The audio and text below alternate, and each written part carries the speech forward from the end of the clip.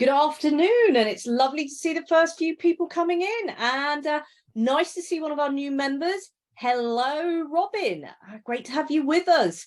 And we've also got Paul from one of our members' practices. In fact, one of the practices I've coached for probably nearly 10 years now. That sounds a bit worrying. I've got Penny. Michael knows Penny very well. And Penny, we think you're wonderful, so great to have you with us.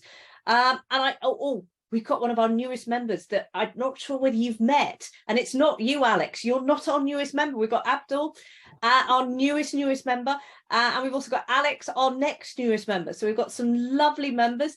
Lovely to see Chris. You and I haven't spoken since Accountex about 4 or 5 years ago. Wow, we've got a lot of people here. And we've got Hitten, who has so nearly joined the club but hasn't. Hitten, maybe one of these days we'll convince you that the way forward is within the club. So, whew, it's great to see so many people. So why don't people just say, where are you in the world, what time it is? Because I think we've got some people in South Africa joining us. And also, what questions do you want us to answer in this session from Michael, who is, I have to say, you know, you and me, Michael, we know a lot of superlatives. We know that marketing people do superlatives, but I think it is fair to say, although you disagree with me, that superlatives are right for your level of growth and what you're doing. Would you say that's fair? And don't say no. Yes, I would agree that is fair. Just by way of context, we were having a conversation today and Michael went quiet, went white, and we go, has someone died? He goes, no. How on earth did I get this level of growth? It's more than I thought. It was true though, wasn't it? It was, yes. It did shock me when we looked at the figures behind it. So into the chat box, let me know where you are and what time it is. I haven't seen anybody put anything, which makes me worry that the chat box isn't working. Derek is working from the Spain office. Get you, Derek. Sounds wonderful because it's wet and drizzly here. Robin's in Derbyshire, we know. Second newest member, Alex. Yeah, own it, Alex. And then we've got somebody else from Aberdeenshire. Is there something in the waters about Aberdeenshire producing a generation of keen and able? We've got Suzanne from Aberdeenshire, who I know you're talking to. We've got Kelvin from Hereford. Of course, it's the one and only, Michael, the one and only. Who can that be? It's the one and only Gareth, that our members love. And if you ever need somebody to pick you up, shake you about, get you feeling positive, it's a conversation with Gareth. We love you, Gareth. We've got Chidi in London. Oh, we've got Elaine in Aberdeenshire. Have we managed to get all the Aberdeenshire accountants out in force to know what you're doing? Don't know. We've got Hayley in Glasgow, another club member. We've got Tim down at Epping Forest. So, you know, we've got a good international audience. We've got Mez in Bangkok, by the way. We've got if I pronounce this wrong, but Likwa in Joburg. Hannah, if that's the Hannah I think it is, our club member. Of course Edinburgh is foreign. Of course it's very foreign, you know. Lovely to have you with us, Hannah. We've got Carmela from Texas, USA. You must have woke up very early to be here. That is awesome. Just goes to show you, Michael, there's a lot to find in this story. So let me introduce the one and only, the person that I have the pleasure of coaching and torturing. Is about that in equal measures? It certainly is, especially negotiations on a Friday. It's very hard. Yes, you can't beat a coach who could listen properly, can you? So 15 years ago, Michael actually switched careers from being a fish auctioneer. Apparently did a couple of years on the stage before that, things I only found out today, to being an accountant. Obviously it was too exciting. The stage, the auctioneer, it's got to be the wonderful world of accountancy, hasn't it, for whatever. He started M Squared Accountants 5 years ago. And in the last 5 years, he's grown M Squared Accountants from nothing to 2 offices. And I was about to say 500,000 in revenue, but we discovered today, actually, that it's more like going by the time you get to the end of your year, which I think is April the 6th, you will have grown and done 600k. It's a little bit more, isn't it, in 5 years? So I'd like to point out that his office is in Fraserburgh. I probably pronounced that incorrectly and I've now been drummed out of the Aberdeenshire club. So would you like to pronounce it properly for me? It's Fraserburgh. Fraserburgh. I don't have that beautiful accent.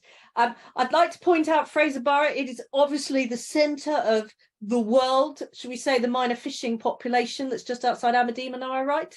It is, yes, it is.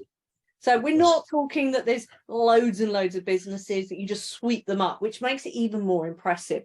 And this year they opened a second office in Peterhead with plans for more local offices in Aberdeenshire. Watch this space. Now, we deal with people that are on a fast and a rapid growth trajectory, but even for us, Michael is on a rapid growth trajectory. And unless I hold you back, you will be over 1 million, I think, within the next 18 months to 2 years. Yes, that's what we are projecting ourselves. Yeah, we can't see it stopping right now. No, not at all. So given that, Michael, do you want to give a quick potted history of the growth of your practice? Yeah, well, we opened in 2017 in Fraserburgh, and we've spent a lot of time being part of the community. Back in 2017, I would have been the chair of about 5 different boards at the time, so we were quite locally engaged.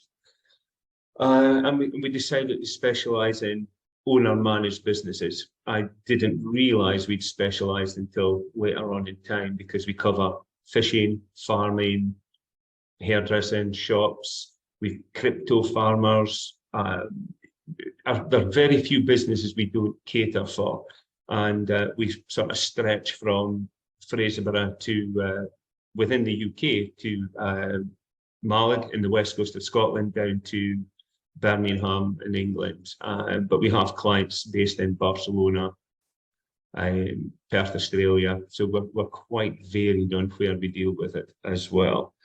But our main focus has always been driven by client service, because we saw that as maybe a weak point from our competitors locally, and we felt that we could utilise that to our own gain, and that's what we've done to date.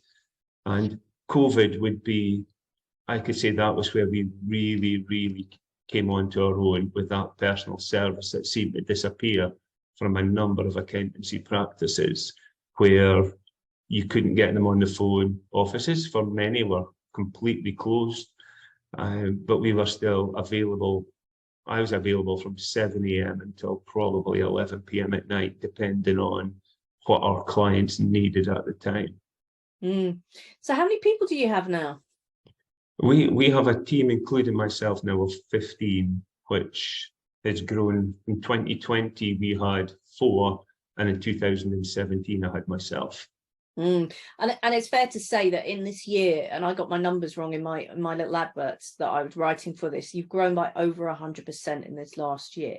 Interesting, you and I were talking about this just before we went online, and you and I were saying that a lot of people that are listening here will be looking for some nuggets. They'll be looking for a magic bullet. They'll be looking for this thing that can switch on their growth. But, you know, as you and I said, there isn't a magic bullet, is there?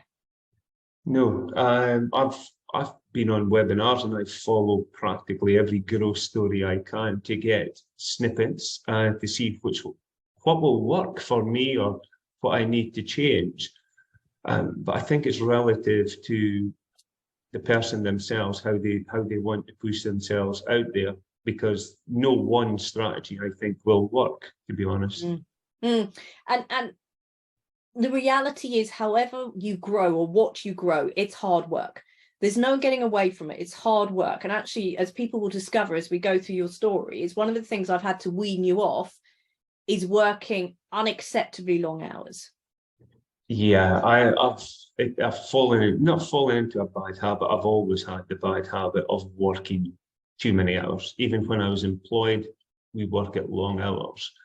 And it's now the practice is grown to where it's at. I can't sustain those hours any longer. And they would have been 7 in the morning in the office and working till 11 p.m. at night quite often.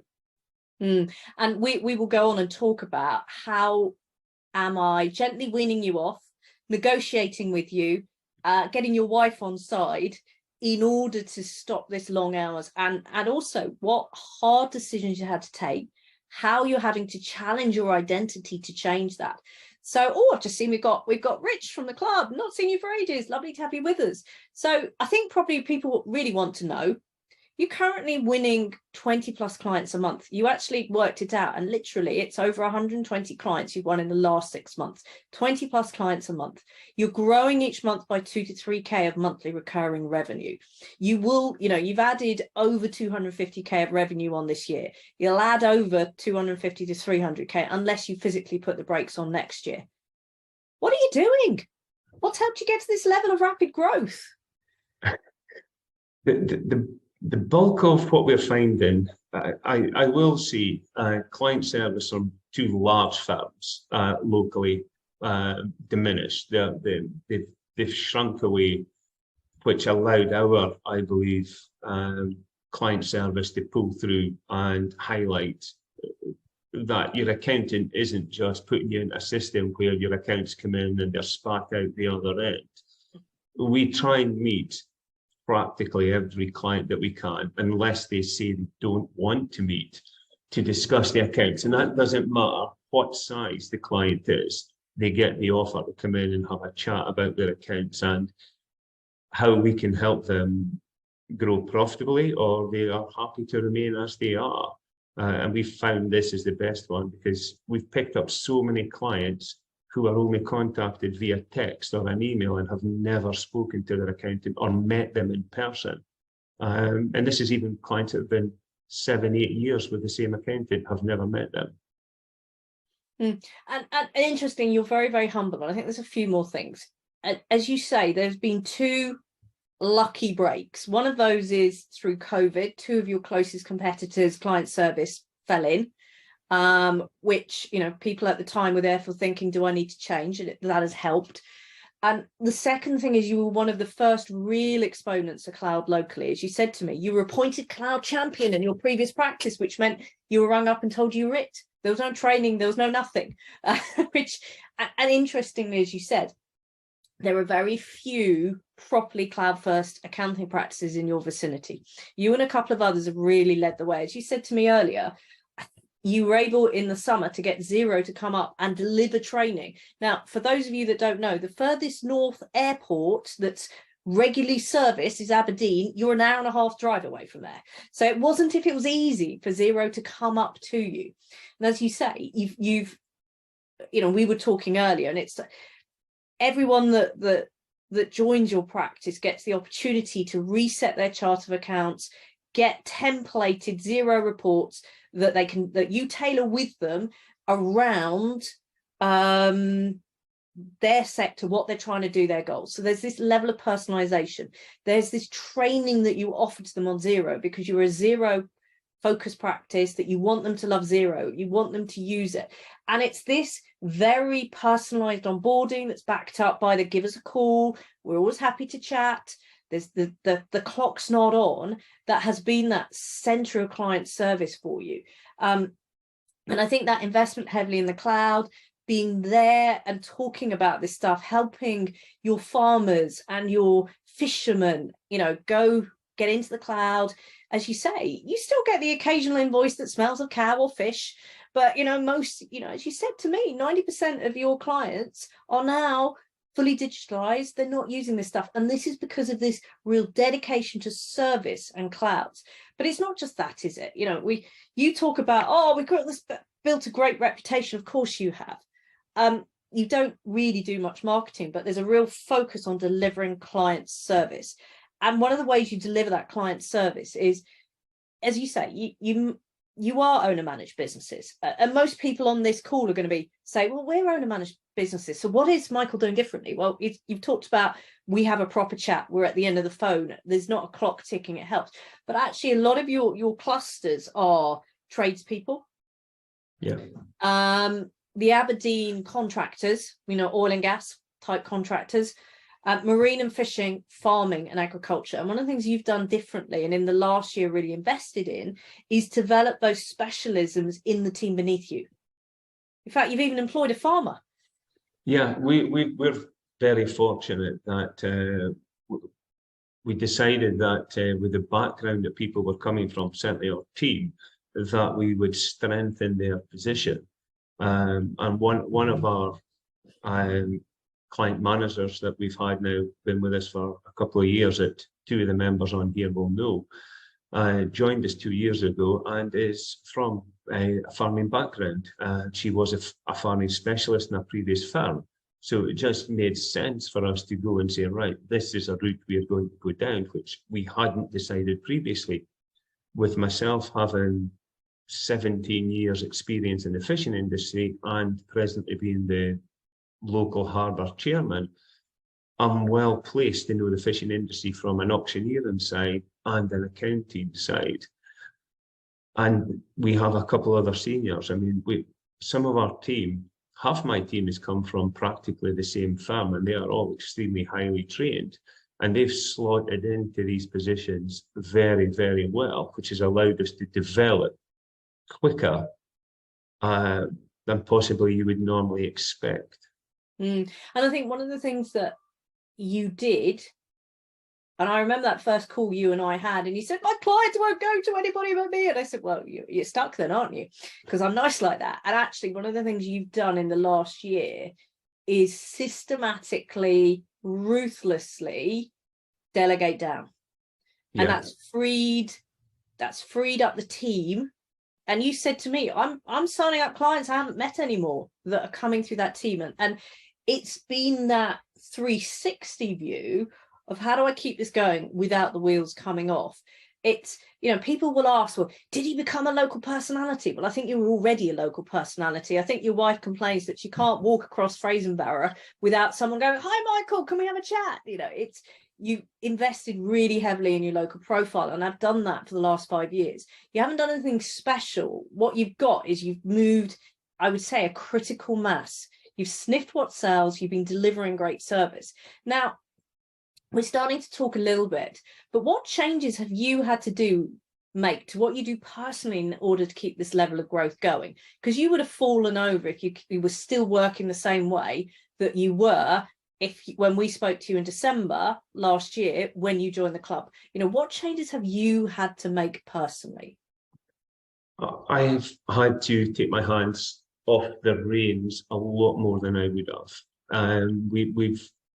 Delegation, as you've just said, is extremely key to what we've managed to achieve.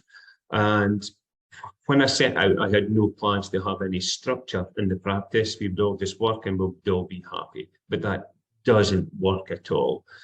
So we put in a management structure into place where I no longer deal with the team as a whole. We have a practice manager, and to stop any confusion, any work I require to be done, I speak to the practice manager, who will then delegate from her point of view, sort of through the team. We grew. With the growth again, we've had to add another layer. So we now have a VAT and bookkeeping team, we have a payroll team, all managed, moving up, if you want, the pyramid to myself. As we've seen that more and more work was coming in, and Heather's right, we now have clients that I have not spoken to. I was unaware they'd even joined the firm until I was asked for a couple of review points on something. And that is great. That means my I will say my ability to delegate, but it's been difficult to do that, to loosen that, is actually more to do with trusting my team as well, and giving them the ability to make mistakes. If they've made a mistake, whether that is in fee or sort of the level of certainly fee would be the fact that they are giving them the strength to do that themselves and having a discussion later, and then bringing work in and discussing later on that, look, we need to resource up. And I think that's been one of the shocks for ourselves, is until we really moved on to the likes of Pixie, we were unaware of the amount of work flowing through the firm. It was more of a looking at an Excel spreadsheet, which is no longer fit for purpose, because we couldn't track the workflow. We were getting a shock every few months with the amount of clients coming in. And at one point, yes, and I'll be honest and say we've slowed down to 20 a month. We were getting 5 a day for a period of time. And I recall speaking to yourselves. I was on the phone. It wasn't yourself, Heather, but it was one of the other team members on the phone with someone call my mobile, and I had to stop the call to say, I have to take this. And the person went, I'm moving to you, Michael. I've got my records being sent to you. I'll come and see you in 2 weeks. It wasn't a request. It was just basically, Michael, I'm moving to you. And we had at one point someone's records turned up at the door with a note from an agent saying, look, this guy wants to move to you. He's at sea. He will speak to you when he gets home. So I've had to delegate, and time-wise, I haven't worked a Sunday. I've had the odd hour when I've walked in for I remember last Sunday, be honest. Little things, but I haven't worked a Sunday now in about 7 or 8 weeks, which is unbelievable. And I took my first holiday in 5 years where I took 4 days off. Yeah. 2 of those days were the weekend, but I took 4 days off because we're able now to delegate, and the team is picking up client meetings without me. As an example, there's 3 meetings today with clients I haven't spoken to or met in about a year now because I've been dealing with my seniors. And I think there's something that you are very disciplined. People probably don't realise that you were a veteran swimming national champion for Scotland. You have that discipline, and you will really focus and do that. And it's really interesting that, you know, when you came into the club, you were like a sponge. You were like, I just want to listen. I just want to hear. And actually, you've been incredibly disciplined in, right, what are they doing? How do I learn from that? What do I move on? You know, as you said, there is no shortcuts. You've been disciplined to make the changes. Now, it would be unkind of me to say that every Friday I have to be horrible to you to really push you to make some of these changes. But I'm saying that, of course, I didn't say that. I'm saying that to say that it hasn't been easy for you. You know, we're having to unpick 30 years, I think, of mental conditioning about I have to work hard, I can only work hard, the way forward is working hard. And I would go so far as to say that part of your exponential growth this year has been the ability to not work as hard. That's freed you up to see opportunities. Would you agree with me? Yes, totally agree. I suppose, to give an example, even at 17, 18, I would start in the fish markets at 6:30 in the morning, work till 5 in the office, and then I would join the pelagic arm of the business, which is the large vessels, and work from 7 until midnight. And this rolled on for about 3 or 4 years before I just focused on the selling of fish. But I always assumed and did not realize until I joined the club that this is not normal. I just assumed it was normal, and every accountant worked 7 days a week, or if you wanted your practice to be where it was. But now I've delegated work and I've brought in the right senior people, which I'm very lucky to have.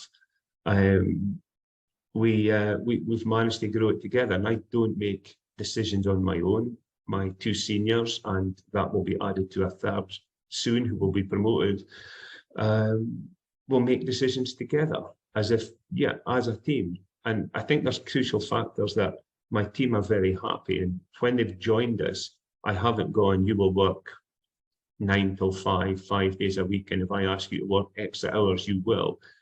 If we need extra hours, we add the resource appropriately, straight away. We just add people. If we need it, we add people. So my team are not tired or stressed. They've moved from stressful environments. We drop timesheets because the personal choice on this is that they don't add value if you use them in the wrong way. And we felt it was better not to. And I now have threats: if I bring timesheets in, I'll get hung, drawn, and quartered by my senior management.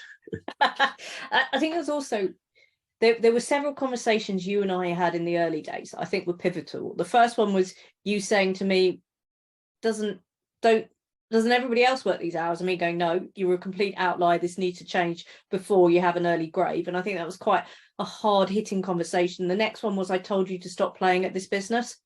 Yeah. And you talked a little bit about the structure, but you've been very, very good about taking feedback on and not being defensive. And I don't see many people with that kind of attitude of that pure opening yourself up, let's do what I need to do.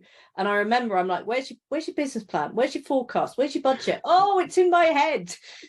And then suddenly you were like, oh, I've got that many tax returns to do. Oh, beep, beep, beep. Sorry, I've just sworn. And I think at that point we got very serious, didn't we, about managing capacity and it becoming part of your day job and really looking at it. And it was, I think, it was this discipline to embrace where your role needed to go that I think made the biggest difference. Because I see so many accountants hanging on to work, not wanting to delegate, all of this sort of stuff. And as a result, not making the change quick enough. So I want to move to we've talked a little bit about how you reduced your working hours. I think we need to go into this in depth. So when you first joined the club, you were working a 7-day week and a minimum of 70 hours a week. This is not an exaggeration. It might have actually been more like an 80+ hours a week. I just want everybody to know. So Michael, just want you to know that this will be going on to YouTube, that will be in the public domain, that you've committed to be a 4-day working week by the 1st of February 2023. I have. Way, yeah, if you see Michael, remind him of that. So what have you actually done to get your hours down? So you're working more like 50 hours. Oh, by the way, Dan's saying I saw it here first. Tim said that's noted. So by the way, Michael, I'm just going to get people recruited in my crusade. This will be my biggest victory if I get you 4 days a week from February. So what have you done mindset wise, physically, commitment wise to reduce your hours? Certainly delegate is one of the major things. And when we met and we discussed it, my team was probably, we just all put our heads down and worked. And then it was suddenly when we started to do that work and delegate, we could see the quantity. So, and that was key, that there is no question increasing the senior team. And I think after our discussion, I think I added 30% to my team practically the following month to resource ourselves up. And that brought us to, at that time, about 13, I think. And then it was about a couple of months later, we found we had a bottleneck. And the only way we could get around that was for me to actually free time up from the senior team members. My time was getting reasonably fine. I wouldn't say I'd cut Sundays at that time, but we were getting close to it. I'd certainly cut my Saturday down to 12 p.m., 1 p.m. rather than 5, 6 p.m. And then Fridays I stopped at 4. So it was certainly this pushing, allowing the team then to start making decisions without having to run every single one past me. And that started to really free my time. And then I took one of the team to be my PA, which in all honesty, I didn't think, why would I need a PA? But she now controls my diary. And she's got it to such a stage that everyone sort of speaks to her first before they're booking time in. And then nothing is now getting either lost or I feel I'm spending my Saturdays trying to catch up from days and days before. Saturdays for me, I do enjoy it. That's my problem. But delegation and then allowing the team to delegate to others and putting that structure. I know I'm repeating it, but that structure is so crucial. But I have to say that until I sat with the club, I just had imaginations of what I thought a firm should be. You follow how you are taught, and I could see that it wasn't right. Hence why I joined the club, because I wanted to grow in a what we'll call a sustainable manner. And it's sitting with the other club members and hearing what they do, the systems they have in place. And because each day, even the quarter-hour, half-hour power-ups are so crucial for me that I'm able to switch off. But speaking to like-minded people and the support and help there has actually got me where I'm at right now, as well as our coaching, no question of that. But the power-ups, they allow you to see you're not sitting there alone facing issues. Now, for me, because I'm not speaking to probably, we'll say, a neighbour and accountant, it's sometimes easier to listen and dish out what your weaknesses in your firm may be. So if the two Aberdeenshire ones on here, Yeah. Don't join the club. I'm keeping it my best kept secret. I could honestly tell you joining the club would help you, because there's not many of us this far north who will reach out in this manner and grow. It's certainly helping us grow, and it is part of where my growth is, because we couldn't keep growing at the rate we were working the way I was. I can't physically do it right now, how fast we're growing. So I need to resource up again.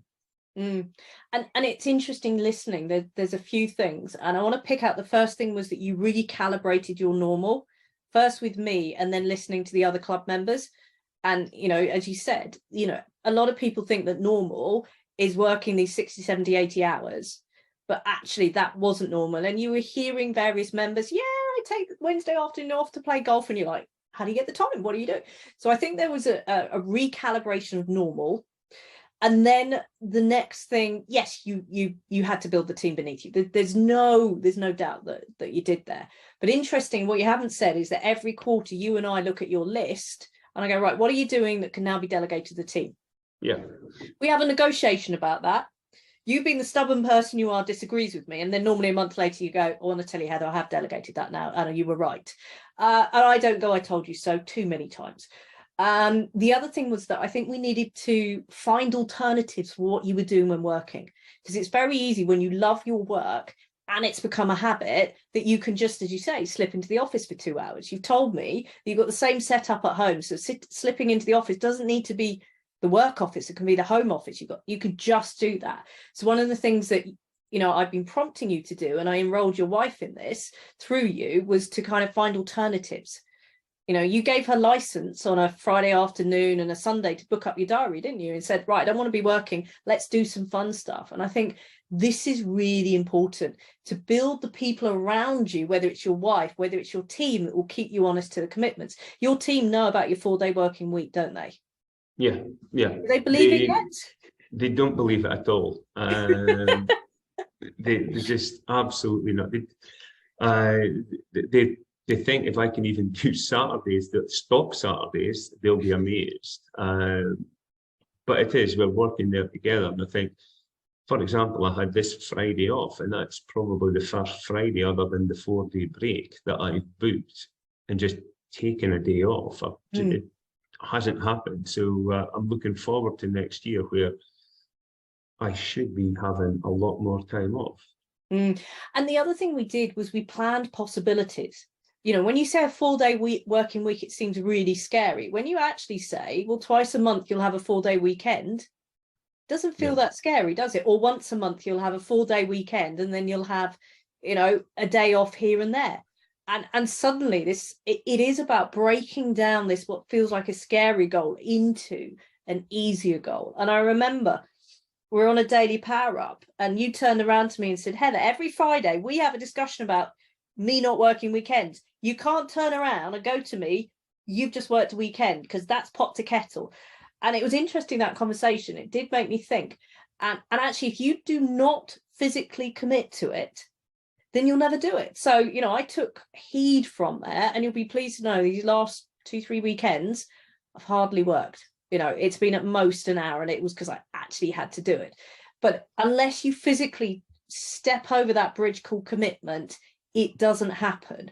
But interesting, you now have, should we say, 20 key supporters that in the club that on a Friday will jest you something chronic if they hear that you're going to be working more than 2 to 3 hours on a Saturday. Yeah, that is the maximum now. Is three hours is the maximum I'm allowed on a Friday. And I think one of the key things for me as well is I make sure my team don't work more hours than they're actually contracted to. We stick to that very firmly. One of my accountants has a colleague in an office in Aberdeen, and they're working 50 plus hours for the same salary as my one's working 35. And she's going, you're crazy. Now, if she'd been with her old firm, she would have been expected to do that as well. So it's, if I can do it with my team, there's no reason I can't do it with myself. But I will admit, a 35-hour week sounds what I do the rest of my life. Now it's interesting, we've got you down from 80 plus hours to more like 60 hours, and that's Monday to Friday with a tiny bit of Saturday. And I think the other thing about reducing your hours down is it's tiny steps. We know the key moves. You're going to step down from one of your major voluntary positions. It's going to give you 3 to 8 hours back a week, and suddenly that seems more reasonable. Now we've gone massively over time, so I'm not going to ask how you managed to recruit, but interestingly, what I'm going to do is pick up a few things you mentioned. One, you've always treated your staff well. You don't make them work silly hours. You've embraced flexible working. As a result, if I'm right, most of your staff have recommended their previous colleagues to come and join. Am I right? Yes, that's correct. That's usually where our recruitment has come from. Yeah, and if you, brought in. You know, if you treat your staff that well, that they will become your unpaid recruiters, that, you know, and the other thing you've also done is you've taken decisions quickly. What do I mean by that? When you and I had a certain conversation, you went, Heather, I've counted the number of tax returns we need to do. I won't mention a number, but it's something that would keep many accountants, shall we say, awake at night. And you go, we ain't going to do this number of tax returns. Where did this work come from? And I'm like, well, you were winning 20 clients a month. Yeah, you're right. Anyway, as a result of that, you had an email that came literally that week, didn't you, from the accountants recruiter, from Donna, who said, we've got a contractor that's looking for, I can't remember how many hours, and you rang her up and he was signed within the week. One of the things you're very good at doing is taking these really quick decisions around hiring people. You've got a good sense. And a lot of where we see that people are struggling to hire at the moment is where they've agonized over, does this work? Does this not work? Is this the right person? If you can't take quick decisions in this talent marketplace and be willing to embrace contractors, you don't do any what I would call formal outsourcing. So there's nothing that's going over to India. I think South Wales is your most, It is, yes. To be fair, that is pretty foreign. I talk from someone who's married to a husband that comes from South Wales, just in case we've got any Welsh people that's going to tell me otherwise. But, you know, you keep it all in-house. You treat your staff really well. You keep CVs on file. And now the great news is, as a result of a certain amount of, should we say, learning experiences, you look at your capacity every single week. You look at the rolling 12 weeks and you look at the rolling 12 months, and it helps you with that hiring. So we've run over. I'm going to open it up to questions. Questions that I've got. If you want to put your questions in the chat box, because I cannot see Q&A on this webinar questions. So questions into the chat box. There's a question from Benjamin. Hello, to maximize growth in your business, did you ever disengage from difficult or time-consuming clients so that you're focusing your growth on profitable time money clients? If so, how do you go about doing this? We've very rarely disengaged a client. I think we've done that once, and that was purely and after having a discussion with the client. Or if we have difficult clients, I will actually speak to them directly first. And I'll be quite blunt with, this is not working between us. Either we can overcome it or we step apart. And to date, we've always managed to resolve it. And that client has explained where their issues have come from, and we move on. So we've disengaged one, but that was the client's choice. And I think there's something really interesting here. And it goes back to why you've kept people is, I remember you told me an incident that happened. And it was to do with a client, it was to do in the social life, and it was to do with how they treated a member of staff. And I remember you said, I'm disengaging from that client now. I'm not having that behavior towards. And so there's a real sense of values. There's a real sense that your staff are worth more than your clients. And I think that runs straight through you. And it's another reason why you're able to effectively hire so quickly, because of the attitude, where your practice is going. And I think word of mouth is getting out there that M Squared is rather special, and most people can't see it because your head's in the way. So if you move, it's to my right, where everyone counts, you really do live there, both towards clients and your team members. Now there's a good question from Kelvin, and I think my last mentor advised to hire slow and fire fast when there's a need to do so. A little bit contrary to what you've just said about hiring quickly. What's your views on this? We've hired, because we're in maybe a smaller community, possibly, we don't hire purely on skill set.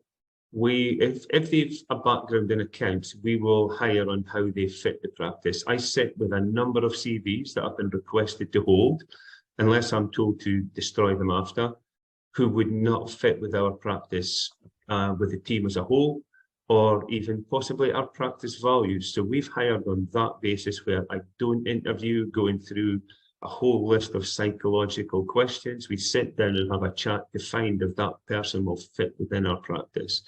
We then can train anything we need to do at that point if there's a background or certainly a drive to succeed. And I think this is about really looking at the hire slow, because actually, when we say hiring slowly, for me, I think with the way that the talent market is for accountants, is that the hire slowly bit is to be thinking months and months and months in advance. What do I really need? Why do I nearly need? Why do I need them? What are they going to do? I'd like to say that you had that discipline, that you had the full role descriptions, but this is part of your practice growing up, and it's not there. It really isn't there. But I would say, given what's going on, as long as you know at a values level what will fit within your firm, and I think that's the difference, you know at a values level what will fit within your firm, your team has a really strong sense for who they want, who they don't want. And I think when you've got your team on board with a hire, it really does help. And when you've hired quickly, we might talk about quickly. One of them was a contractor, which was a temporary hire, and I'm sure you would quite happily offer them a much longer position if they wanted it. Yes, certainly. Based on experience now. And some of them are ones that you've had CV on files and you've been talking to for months, years to tempt them across. This isn't it wasn't as if suddenly you turned around, went to your old Rolodex, rang up 5 people, interviewed 3, and they came in the next week. This is you've been nicely courting them and dating them for years, ready for when the right moment they rang you up and said, Michael, I need a change. It is, yeah. I mean, my first one who will be hired, I was at swim training when one of the pool attendants walked up to me and went, Michael, I've done an HNC in accounting. I would like a job. Are you hiring? The day after we decided to hire, I gave her an interview the following day. I already knew her background. She seemed to be very keen. I liked the fact that she has I can't think the appropriate term, but was able to come and ask me while I stood there in my swimming duckers for me, but trunks for yourselves, and say, can I have a job with your firm? And then we've not looked back. She's one of the youngest of the team, but tells every one of the rest of them she's the oldest member. And my next big win was probably my practice manager, who we had a quiet chat. She said she wasn't happy. I said, do you want to join? We're looking for someone of your skill set. And I've never looked back from there. And then she joined at 9 a.m. or she interviewed at, say, 9 a.m. By 2 p.m. that day, I had 6 or 7 other CVs in my inbox because she had joined the firm or accepted and resigned. So we've been lucky there.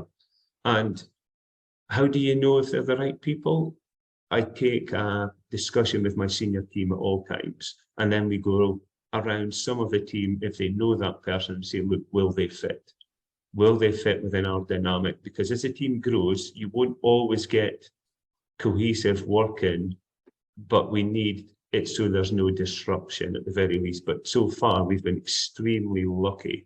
And I think if we hold our high value of how we feel about my team, the old one, Richard Branson, always said, look after your team, they will look after your clients, is very much in place at M Squared Accountants. Our team member is first. I can see the headline for the write-up of this session. My first team member I hired wearing only my swimming costume. And that they were right. Speedos. No Speedos, definitely no Speedos, but yeah, it was. That was my first proper hire. Yeah. Approached out of the blue. And I really like that. Yeah.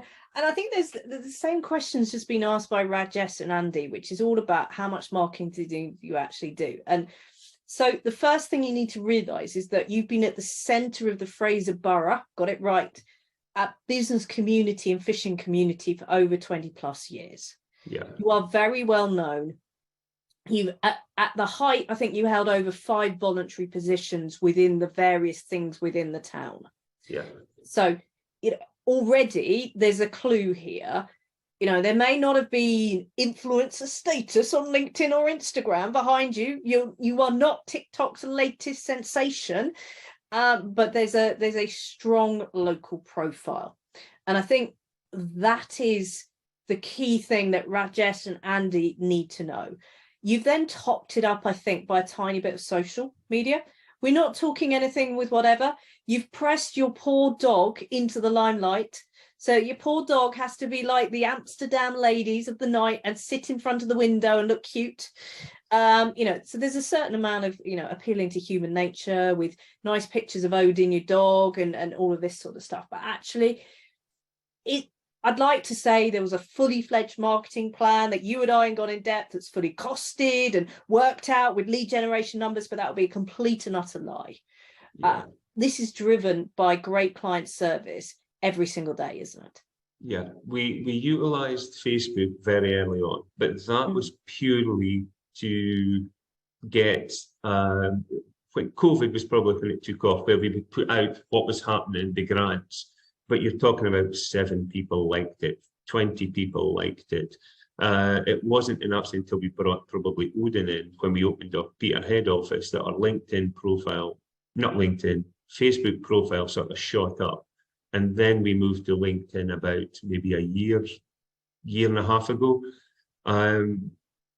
We haven't started anything really there yet, or sort of throwing things out. We do the odd posts, such as the last time we've bought a new office. So the office move was put on, and that was probably the largest engagement we've had on LinkedIn ever.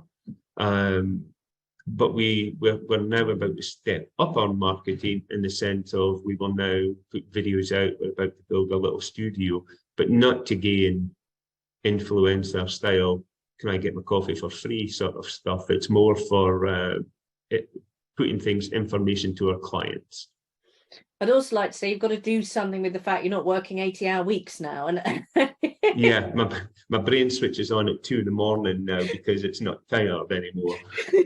So, and I think the really important stuff here, if you're sitting there and you've got anything more than say 30, 40 clients, if you deliver a great job to them, it might start as 1s and 2s coming in, it might start then come 3s and 4s.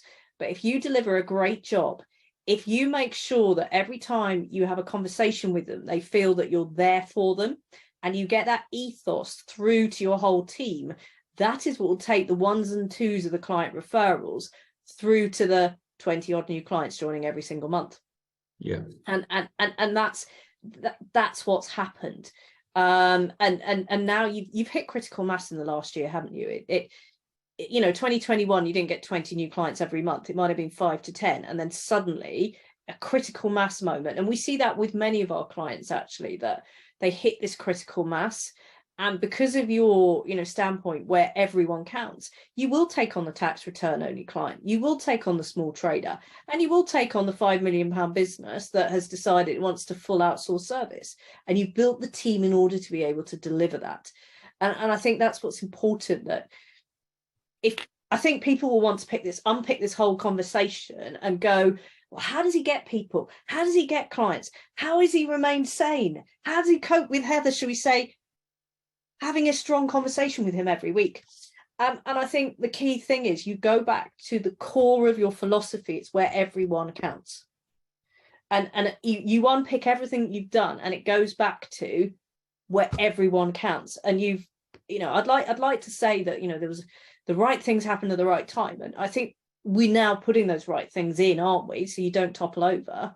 Yeah, those steps we're putting in now are crucial to take us from where we're at, or where we were maybe 11 months ago, to where we're heading now. Without those steps in place, we wouldn't be able to do any more. Because I certainly can admit to say, late 2020, October 2020, I started swimming, and really it was overwhelming until we got additional staff in.